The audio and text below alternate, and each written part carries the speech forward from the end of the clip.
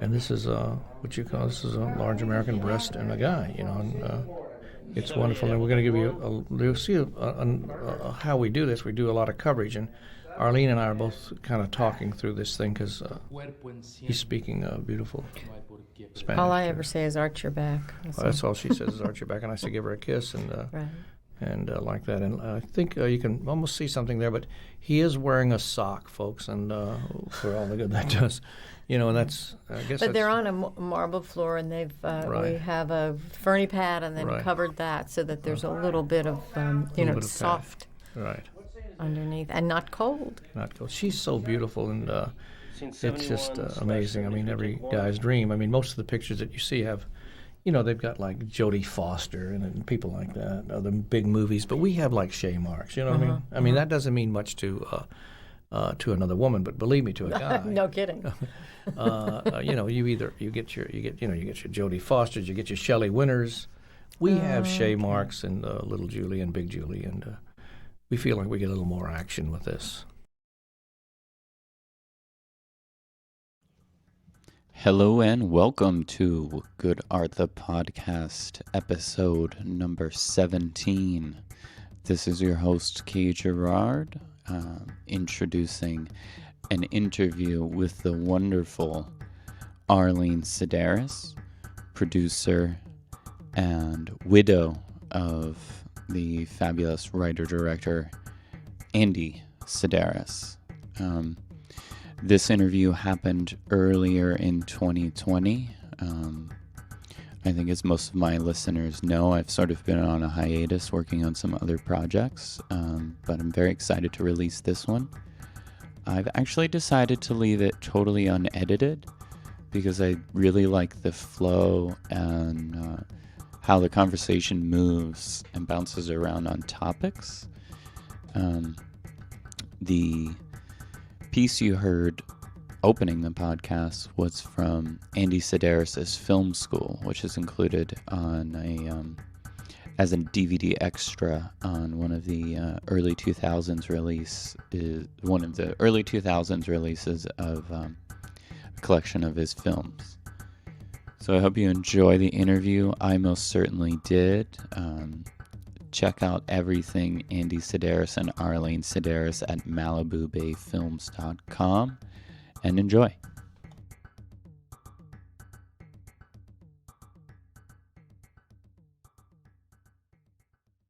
I have such great memories from doing those. Well, I did 11 with him. Right. Malibu Express. I was still producing Hardy Boys' Nancy Drew. I don't know if you know that, but I went from the sublime to the ridiculous. Mm-hmm. And so I did not produce that one. Right. And so there were so many just wonderful memories, and there we had a couple of tough confrontations, mostly in the development, because my feeling was once we got on set, that it was my job to support everything that he wanted to do. And I did, except for, I think actually, well, no, there were a couple of times where he'd say, let's move on. And I'd say, it's done, let's move on. And I'd say, no, let's redo that because, and he'd say, oh, we'll fix it in editing. And I'd say, no, we'll fix it now. And so those were, and in fact, I used to get some feedback from some of the cast who would say, Andy'd say, okay, move on. And then we'd see you moving up next to him and everybody stopped. So that was, it's just amusing to see the observations of other people about our relationship. I like hearing stuff like that. I like reliving it. Fun, good memories. Yeah, so, I previously had watched almost all of them. So for my note-taking endeavor here, I decided to watch. I watched all 6 that came with the collection, with the commentary, and the commentary is so funny. Like you were just talking about how, he would say, cut, let's move on. In Picasso Trigger, you you make this sort of like joke or jab about backstory and how, you know, it sounds like you were almost informally tasked to sort of remind Andy that backstory is important, is an important aspect of the films. And I don't know, the commentary is so good, especially I think if someone hasn't watched the films, the two of you doing the commentary, it adds so much. Because Oh, I'm so glad to hear that. You know, I haven't listened to it in decades. Yeah. Really, I'm gonna. You know, I only have one set of that version, but I'm gonna open it up and listen to it again. I'm sure I'll enjoy it. You know, there was one funny thing that I remember because that was brought back to me so many times. One of the, I can't remember his name. He's still working. This guy's got a great body. In fact, he was bragging that he only had 2% body fat. You know, everything was muscle. And so when he was up on the screen, Andy said, "Oh yeah, you know, I loaned him my body, you know, for the film." And I said, "When are you getting it back?" Yeah, that was Mr. Universe, I think it was. Oh, I can't remember his name. Yeah, neither can I. It'll come to me. Maybe not today, but it'll come to me. Because he's still working, and I see him occasionally on Facebook. He'll post stuff, you know, updated stuff. But he is still working, and he still has that 2% body fat. He looks good. And this is decades later. Yeah, So. yeah. Oh, maybe Paul Hogan? That's Logan? Paul Logan? Maybe. Maybe I should try and maybe pull it up. Do you keep in touch with anyone? Mhm. Yeah. I do. In fact, I guess it's almost 2 years now. We had a Malibu Bay Films reunion, and if you go to the website, you'll see clips of the interviews. Mm-hmm. So we had about maybe 20 people, from behind the scenes to actors. You know, Julie Strain just passed away. Did you know that? Yes, I did, and obviously, I wanted to ask you a few things about that. Sure. Yeah, but I'm in touch with Ava Cadell lives here. Donna Spear. You know, I'm talking about the on-screen people. Who else? There were a couple of other people. Yeah. So, but if you go to the website, you'll see all of the interviews. Mm-hmm. I imagine anyone who's going to listen to this is a fan, has seen some of the movies. But before Andy Sidaris decided to make these over-the-top action films, he was a renowned director for ABC Sports, won a bunch of Emmys, credited with creating The Honey Shot, which you were the one who told me about that on our initial phone conversation. I didn't know that. Oh. How did you meet Andy Sidaris? I was at the time. I was working in New York City for on a show called The Les Crane Nightlife. It was an across the board, a nightly show at 11:30 on ABC, and I had pursued getting that job because I was kind of involved with, I was kind of engaged to a guy I had no intention of marrying. I didn't quite know how to get out of it. So I went after this job that was eventually going to move to California. And working on the show were a couple of women who had worked at ABC Sports. And one day I was coming back from lunch, and the woman who was at the switchboard, I don't know if you even know what a switchboard was Andy, and we were introduced. And basically, neither one of us remembers that because it was very brief. But when the show did move out to California, the director was a man named Mac Hemian, who had been with ABC Sports.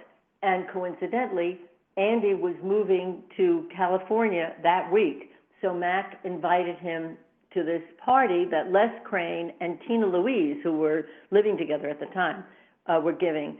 And that's when we were introduced. So that's the story. It's fate. Fate, I guess. Oh, well, yeah. It really was. Yeah, I refer to it as God's work because he was so, well, unlike anybody I'd ever met. Still is unlike anybody I've ever known. And just, you know, he was divorced with with two young children, and I'm Jewish, he's not. He was older. Everything was like, no, this is not going to be serious. But he was determined. There was no saying no. So that was, you know, that was it. Was he seems like the kind of guy who, once he focused in on something, there was no he wasn't going to take no for an answer.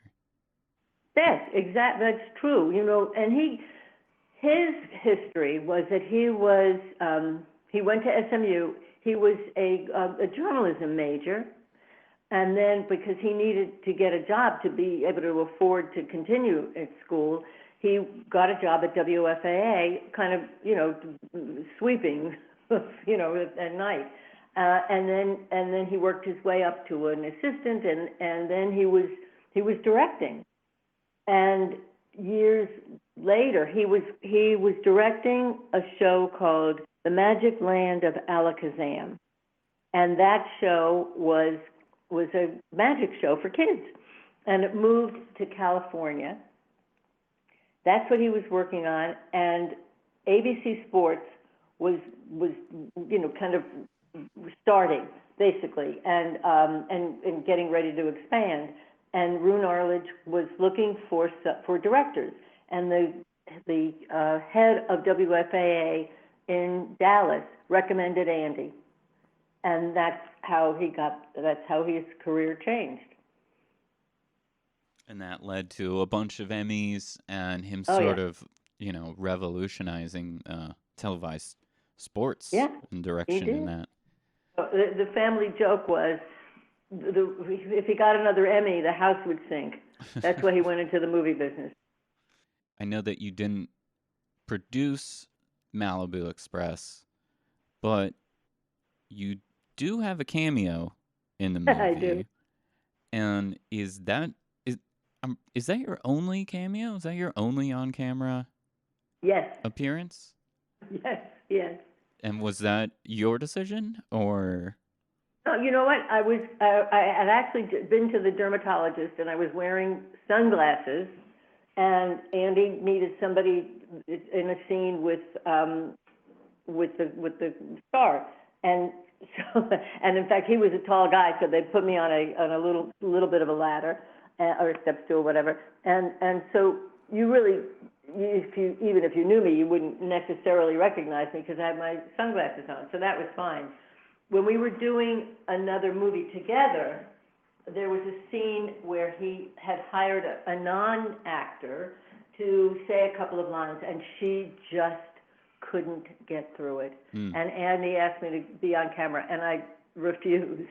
He was very I refused because I wasn't wearing makeup. I didn't have my hair done, you know. I mean, a little bit of an ego. Anyway, but yeah, no, other than that, I was never on screen, ever.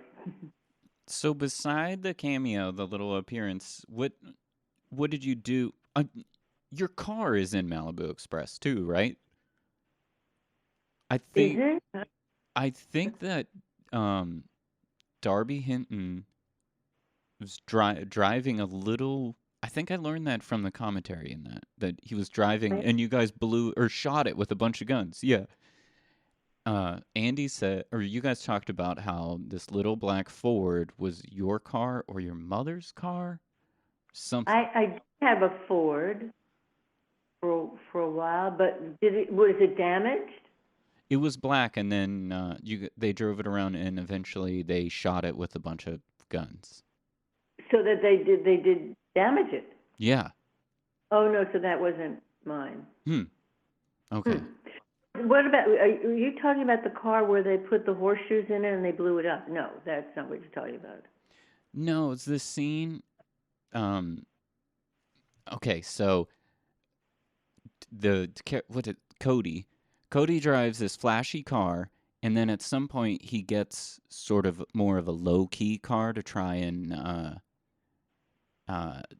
draw attention away from himself. And if I recall correctly, in the commentary you guys talk about how it's your car and how Andy had to convince you to let them shoot it with shotguns in the desert.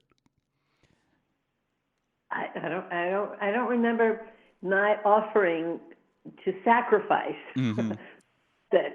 I don't remember that unless it was my car. But then the car that they shot at was substituted. That could be the magic film. Right. What other roles besides the cameo did you play in the production of Malibu Express? Oh, nothing. Nothing. I was still producing Hardy Boys. Right. Okay. Yeah. So or maybe something else. Yeah. No, we didn't work together until Hard Ticket to Hawaii. Right. That happened because Andy was going to do it on his own, and he was, starting production, hiring people, and making all sorts of commitments. And he had gotten, with Bill Donnelly, who had been his agent, had gotten pre-sales guarantees from Germany, Japan, and maybe Latin American. I don't remember, but there were enough pre-sales, he thought, to cover production. And about 2 weeks before he was beginning production to actually start, the bank said, "We need collateral. These contracts are not good enough." And the only collateral that he had was our house. And I said, "If you're going to guarantee our house, then I'm going to write the checks."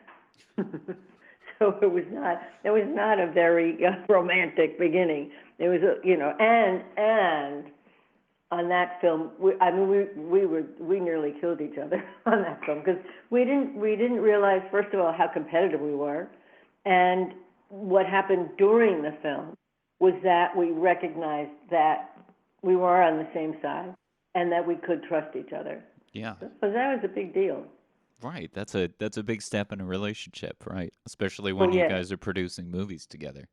Absolutely. And I don't know where I got the courage to stand up to him, except that I saw things in the production of Malibu Express that I thought he overpowered people, which he did. So and I thought that it might put our asset at risk. Right. Yeah, so there you go. I mean, that's a good story, I think it's great. It is, and especially in retrospect, when I think about just the relationship, just because he was such a strong personality and so smart.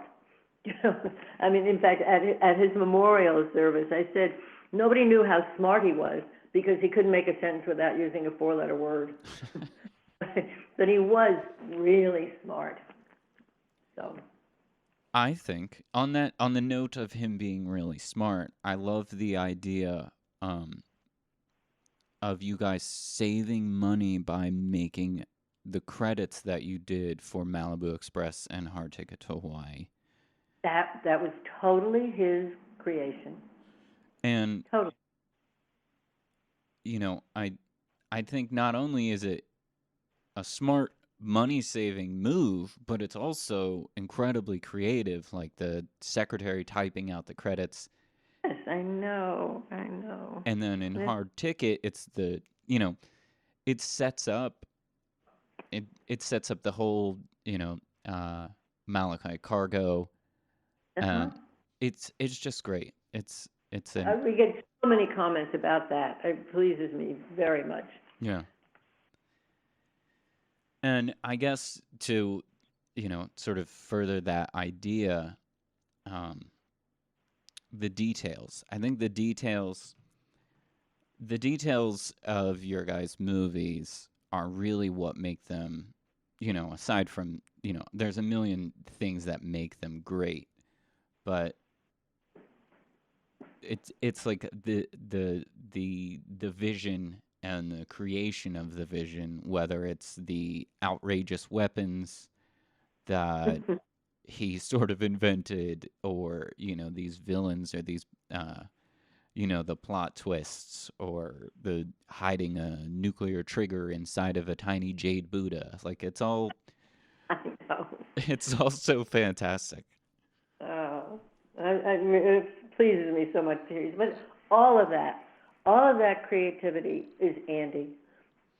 What I did was, in the development of this script, when things were vague, I would insist that they be clarified. Mm-hmm. That was it. And were you in charge of, like, the continuity footage? Oh, yeah. Did you shoot that? Did I shoot it? Maybe I did, because I also did the photography. But we would have a script supervisor, and so often, as good as they might be, just the way that Andy would pull things together was very hard for people to follow. Mm-hmm. And so it occurred to me that we had a video camera. Let's use it. That's far more reliable. Right. And then it turned out to be the incentive for the Andy Sidaris Film School, which I also love. Yeah, me too. Good. Yeah, I think it's such a fun, in the world of DVD extras and stuff, like having a little director film school, it adds so much to the DVD. Well, I'm so glad to hear that.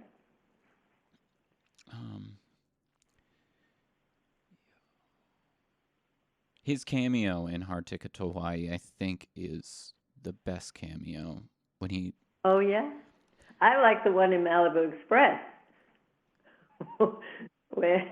when he's driving and there's a woman next to him, and I guess there's a woman naked or show whatever, and she says, "Oh, I guess we must be getting near Hollywood." You know what? Oh, you know what? I have a robocall coming in. Let me just hang up on them. I will be.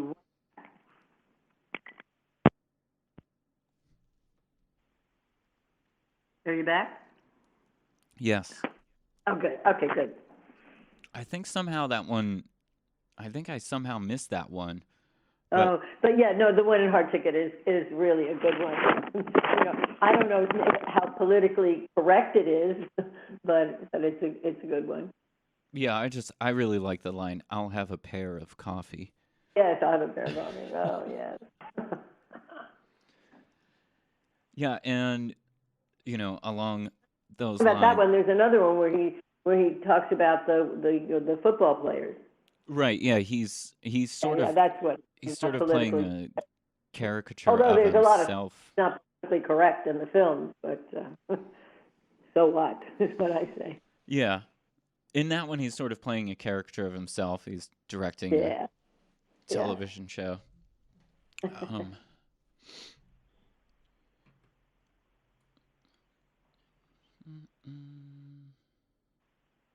Oh, okay. This is... Yeah. So, Picasso Trigger, I have written down, we're 29 minutes into the movie. There's at least 7 different locations in that movie. This Picasso Trigger feels like it's like it's the biggest. Like, you guys are in. It's like you're in Paris, cut to Shreveport, cut to Maui, cut to Dallas, cut to across the street from your house in Newport Beach, cut to Shreveport again, cut to Molokai, cut to Beverly Hills, and then cut to Las Vegas. Like, yeah.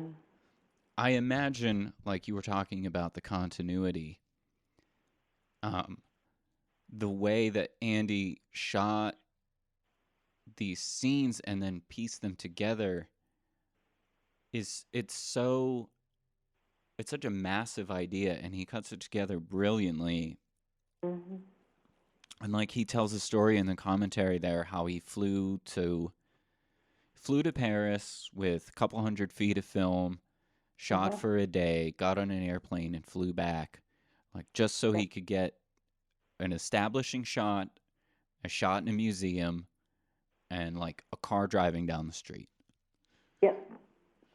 It's like, I love it. It's like he was so clearly an adventurous guy, and that's why he made these huge adventurous movies. I'm in awe about. You know what? Me too. Yeah. His vision really was beyond anything that I could conceive of, or people would say, "Don't you want to do something better?" And I'd say, there is nothing better than, we self-finance the films by having our house up as collateral, and getting the money. But we were, careful about the budget. And Andy was able to envision and execute that vision. It was, and looking back on that time, I'm just floored. I'm so proud that we were able to accomplish that. Yeah, you guys put out a lot of movies in that 10-year period. You guys put out a lot of big movies. Yeah, they were big. I mean, we were so determined to follow the rules, respect the people, and get it done. Mm-hmm. So that's what we did. We had a lot of stumbling blocks, but we got it done. Was there anything that, he wrote something in the script, whether it be an action scene or a sex scene or blowing something up, and you were just like, absolutely not. We cannot do that. Oh, no. But what I would say is describe it so that people can understand it. Because he was very much like, oh, it'll be fine once we get on set or once we get on location. And I'd say, no. No, that was the only thing that I would say. Not that, no, I don't approve of this, but you need to clarify it so that people understand it, so that we're ready when we get there, that everybody's ready. Gotcha. That's it.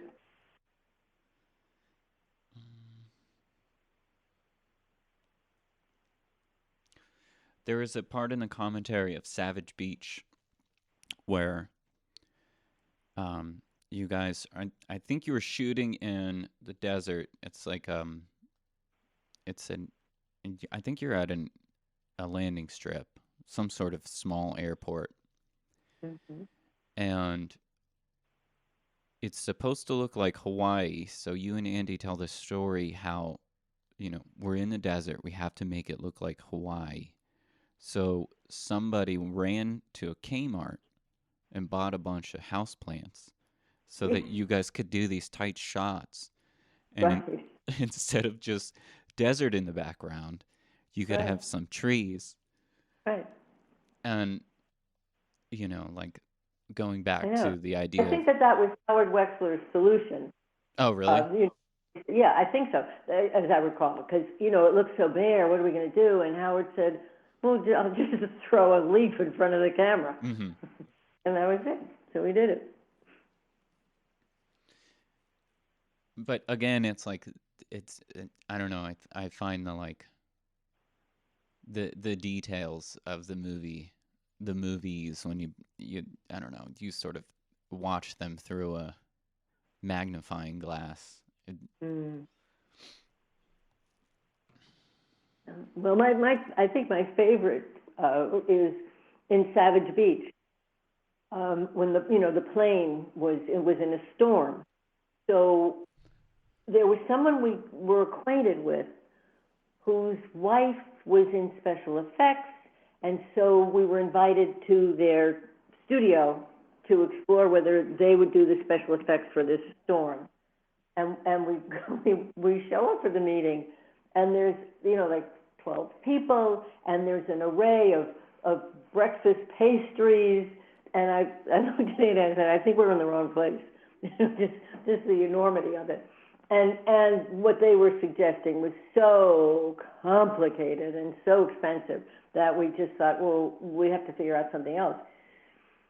We had two people who were model plane builders as a hobby, because they were very, very smart, technical, scientific kind of people.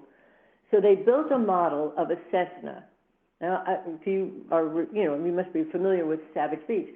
Well, that Cessna in a studio with a hose to show the storm and shaking the plane, and then anyway, that's what we used. And that plane today is hanging in my living room. It looks like the best work of art ever. I can send you a picture if you'd like to see it. I would love to. Yeah. Oh, it's fantastic. I will do that. So that was the kind of resource that Andy was able to come up with when we were faced with some sort of problem. Right. He talks about in a couple of commentaries how it's like, well, we need an aerial shot, we need a helicopter shot, and how you guys would just, it's like, well, this is a tourist helicopter ride, but do you mind if we hang out the side of the helicopter with a camera to get this shot? Yes. Yeah. I'll tell you, there was one vision that he could not agree with, and it was my idea. And it was when we were doing the underwater. How do I say this? On Maui. It was a tourist boat that goes, underwater, and they take pictures and all that. And I said, well, let's use it as one of the women is navigating the boat. He said, oh, no, there's people on there, we can't do it. And Howard got it. And Howard said, I can convince him. I said, no, this is my fight. and he finally agreed to do it, and it was good. But that's the only, that I would say that is the singular time that I argued with him or imposed my vision in the situation out of all the films.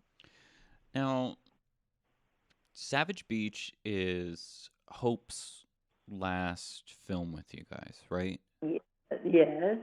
Was that like intentional, or did she start turning down roles, or was he sort of like, I'm curious because it, like, you guys used so many of the same actors for such a long time. Mm-hmm. Like, when one is not in the movie, I can't help but wonder, was it them trying to move away, or was it you guys trying to move away? Like, is that something you want to talk about, or? Oh, I have talked about it. When the movies were beginning, Andy wanted Roberta Vasquez to work with Donna, but Roberta got pregnant. So he hired Hope Marie, and it was a very good combination on film. Very good. Mm-hmm. People liked her a lot. We liked her a lot. She had a boyfriend who was one of the producers on Baywatch. And evidently she thought she was going to be on Baywatch.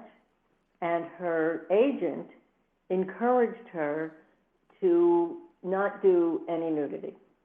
So she, in between, well, after Savage Beach, she had some work done, and she looked fantastic, really, really beautiful. And she came for lunch, and we talked about the film. I had made an offer, and she talked about the film, and she said, well, I'll accept the offer, but I won't do any nudity. And I said, if you're not going to do any nudity, you cannot do nudity on somebody else's film. But I'm rescinding the offer. Ooh. Ooh. Andy was going to kill me. Yeah. But I thought, that's ridiculous. That's not, Anyway, that's my story. Mm-hmm. Then Roberta was available.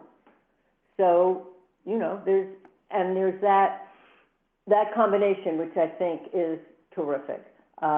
It's different, and Hope Marie was missed.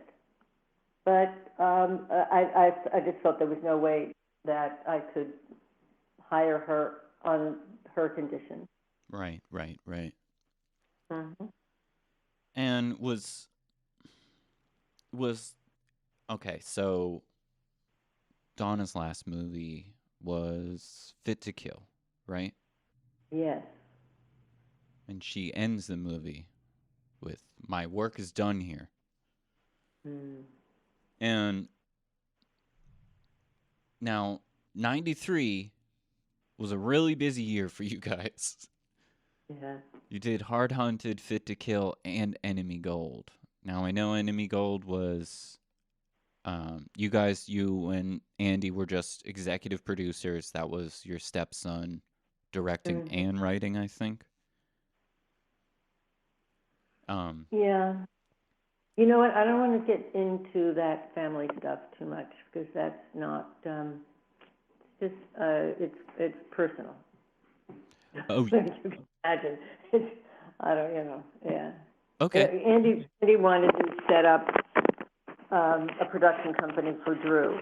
Right. And so that's what he did. Okay. Yeah, I don't want to touch on anything you don't want to touch on. That's personal stuff, and anyway. Totally fine. Okay.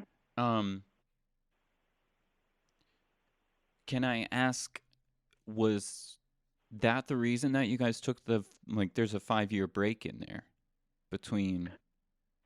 Oh, I don't think so. Oh, no, not a 5-year break. There's, after Enemy Gold, there was a little break before Day of the Warrior, right? Yeah, you know what? That again, it was because there were issues that had to be corrected. Gotcha. It took a long time to get through it, and that's family stuff. That's fine. Yeah. Oh, okay. Since we're in 93 here, Hard Hunted, that's the introduction of the radio station, right? Okay. Which I love. I love the idea of,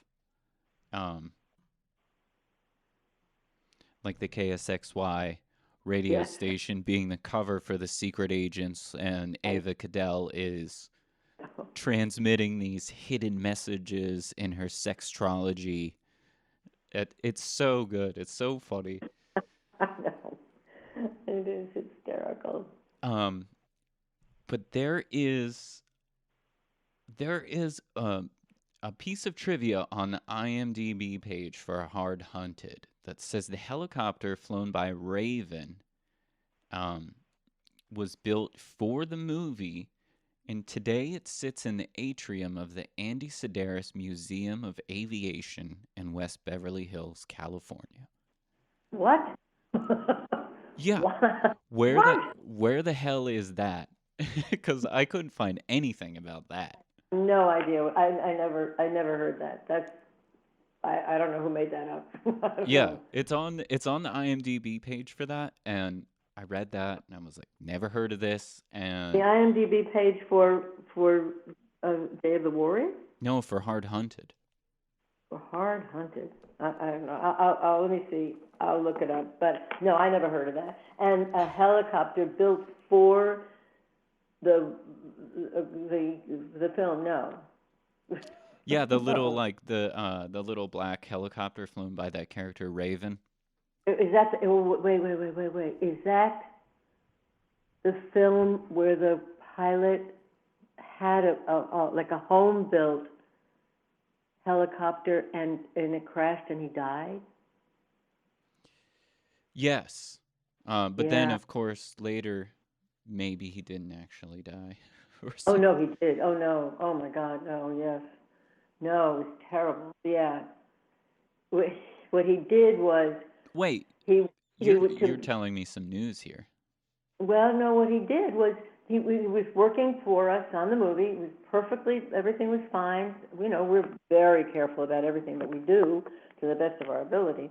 But on days off, and then this was, you know, before the movie as well. He would go to certain places where they had helicopters, etc., and he would offer people a ride in the helicopter for money. And in one of those rides, or I don't even know if he had a passenger, but he crashed and died. This was a man with 5 children, and it was awful. Yeah, that's tragic. Awful. Yeah. So that helicopter was not built for us, but it was a home built. If you know, you buy those. Yeah, little kits or whatever. Whatever those people who can do such things do. Mm-hmm. And I don't know if he enhanced it or how I don't know anything about all of that, but I do know that he had that tragic accident. But I can't imagine that helicopter exists anywhere. I don't know. I'll look for it. I have. Yeah, we got to find the Andy Sidaris Museum of Aviation. Right. Yeah, that's funny. You know, there was one guy. I don't know if you know this story. That you probably don't. There was a man named Norm Goyer who published a number of aviation magazines, and we became acquainted with him, and he introduced us to a pilot that he thought was terrific, and we hired him. We, checked out his credentials, et cetera, et cetera. We hired him, and he turned out to be a phony. Oh boy! Not that he didn't have an aviation license, but he was not a good guy at all. He faked an accident. He then tried to get us to pay for some repairs. It became a whole story.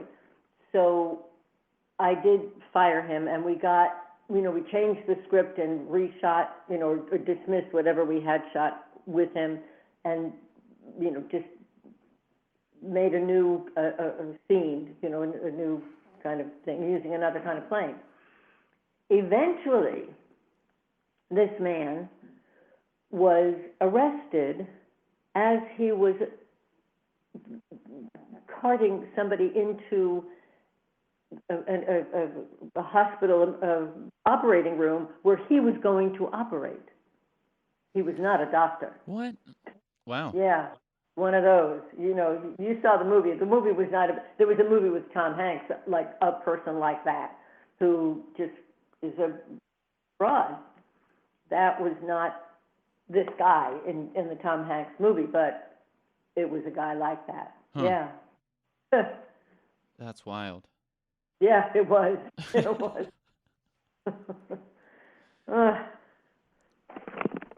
Okay, so moving on in '93 here.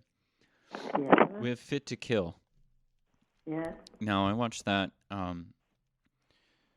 this weekend. I hadn't watched it in a while. I gotta say, this is I think, the most outrageous Andy Sidaris script.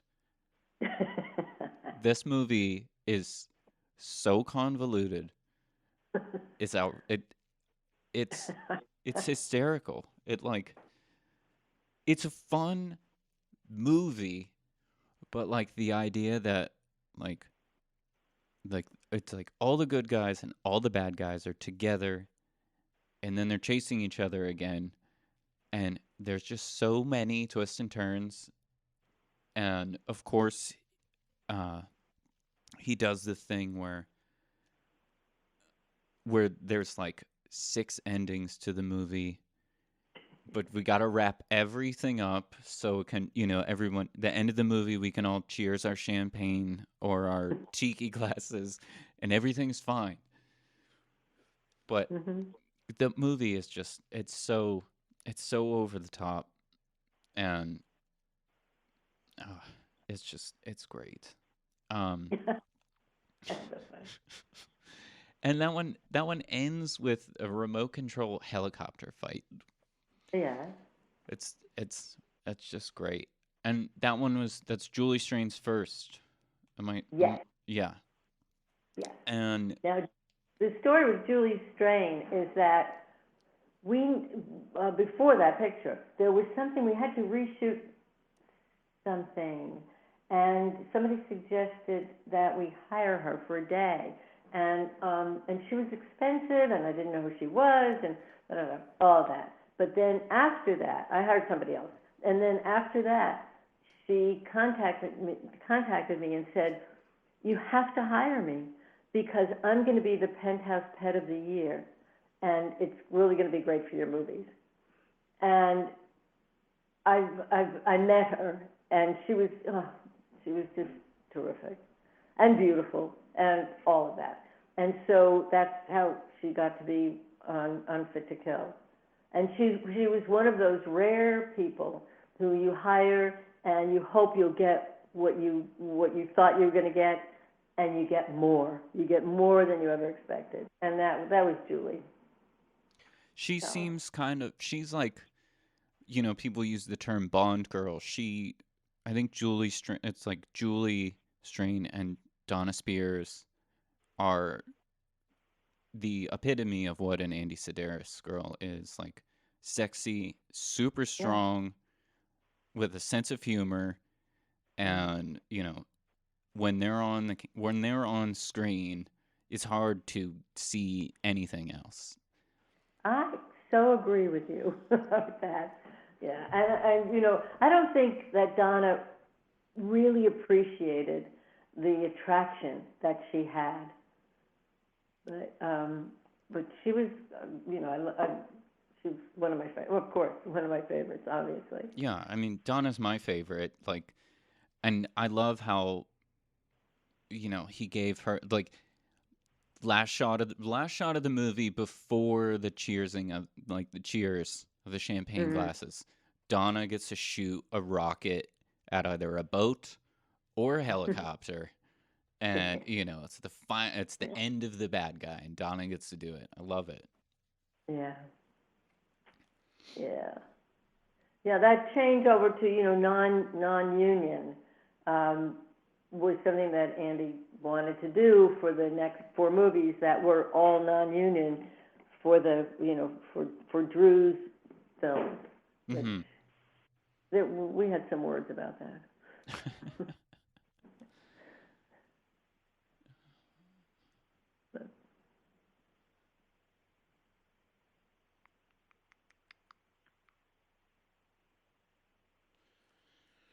Yeah, are you thinking of something else? I'm just trying to I have 8 pages of notes that I took. You don't have time. It's holiday. Right.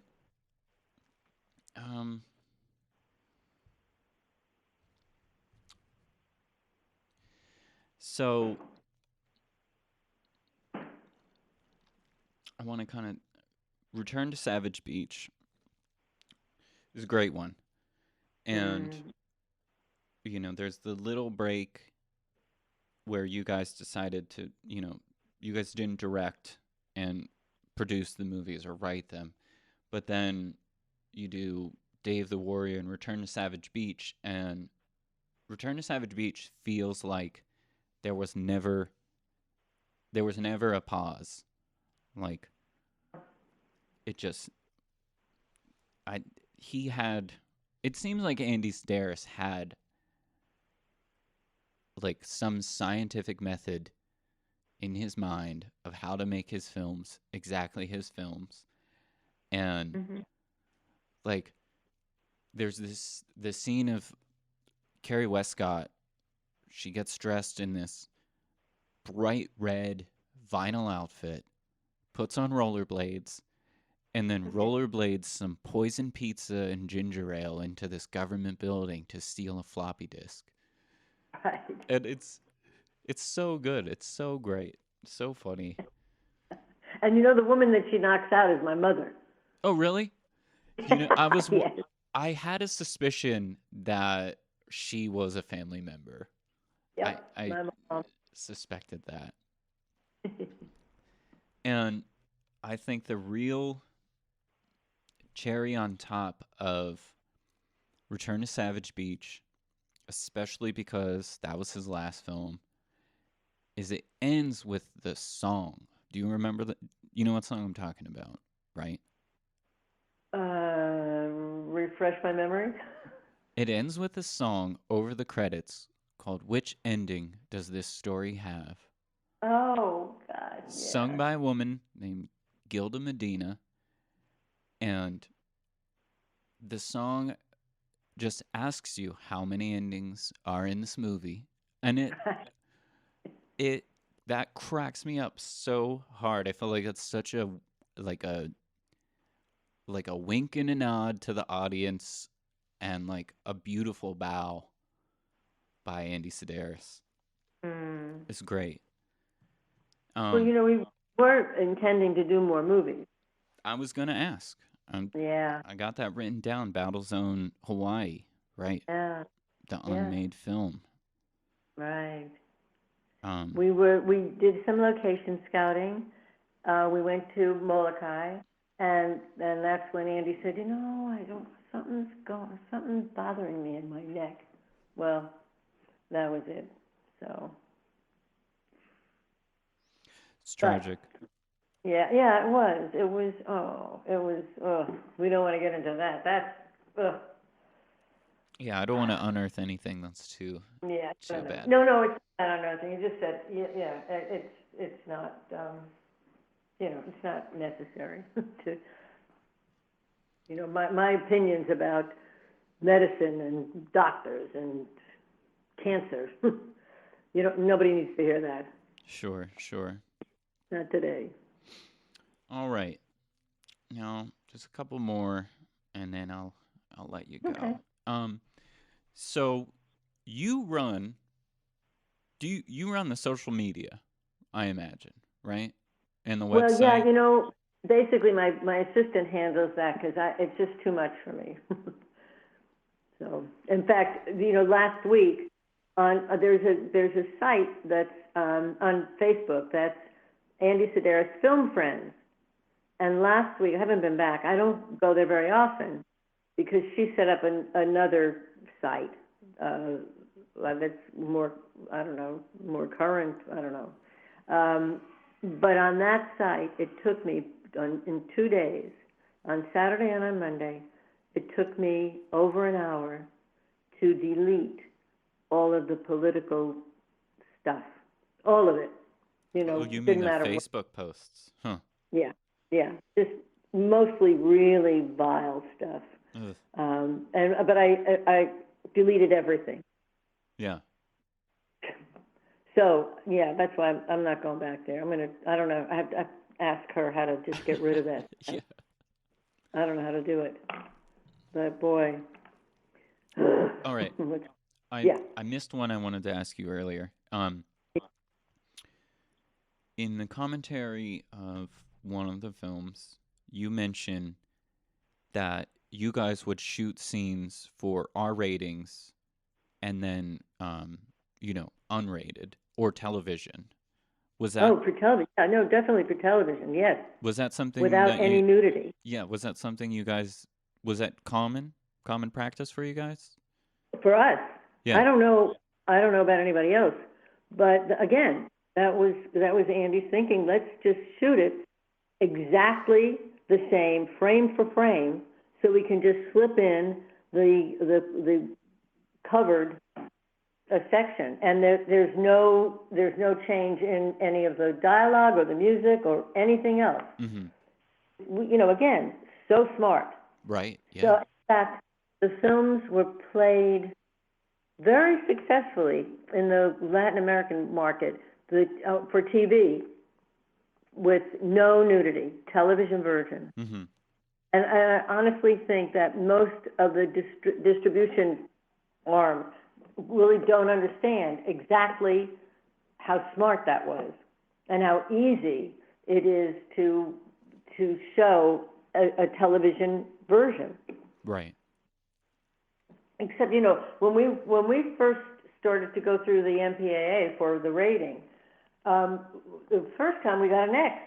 How did we get an X?